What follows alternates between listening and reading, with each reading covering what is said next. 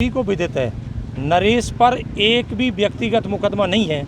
नरेश ने जनता हित में कभी भी जो यूनिवर्सिटी से लेकर के आज दिन तक के उनके खिलाफ जो भी मुकदमे हैं वो सारे सार्वजनिक हित के हैं, यानी पर हित के हैं। उनके खिलाफ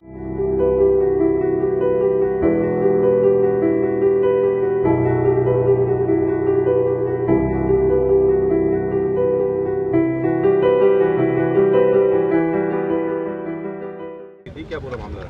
यानी नरेश मीणा की यहाँ 23 तारीख को FIR नंबर 166/2024 नगर फोर्ट में चार्ज बहस हो चुकी थी और वास्ते आदेश तारीख पेशी 28 नियत थी। इसी दौरान माननीय जज साहब का ट्रांसफ़र हो गया, तो उस वजह से 28 तारीख को ट्रांसफ़र अधीन होने के कारण तारीख पेशी 5 नियत की गई थी। चूँकि आज दिन तक पुराने अधिकारी रिलीव हो गए और नए अधिकारी ने ज्वाइन नहीं किया, तो जो FIR नंबर 166/24 और 167/24 दोनों जो FIR में यहाँ वास्ते चार्ज बहस हेतु नियत है। और जैसे ही माननीय न्यायाधीश महोदय ज्वाइन करेंगे तो चार्ज बहस होगी, क्योंकि ये बात आपको सभी को विदित है, नरेश पर एक भी व्यक्तिगत मुकदमा नहीं है।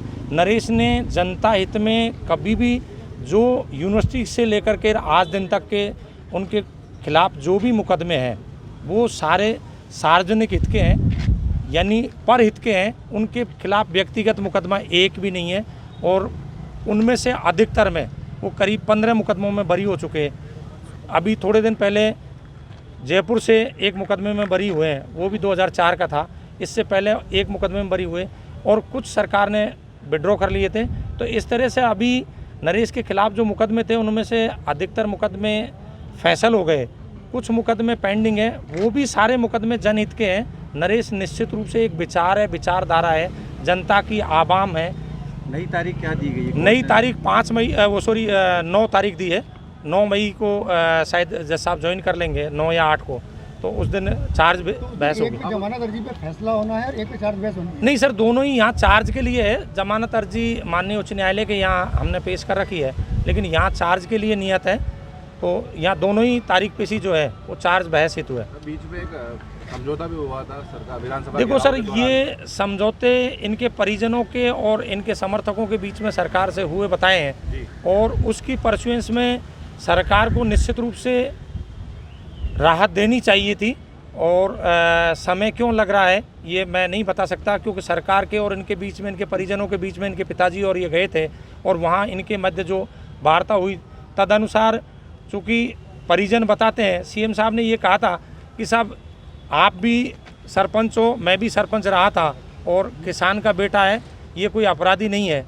और निश्चित रूप से जो घटनाक्रम वहाँ रात को समरावता में हुआ था वह दुर्भाग्यपूर्ण था, और उसके लिए जो पीड़ित है उनको मुआवजा देंगे और नरेश को और उनके जो समर्थक थे उनके खिलाफ जो मुकदमे लगे हैं उनको वापस लेंगे।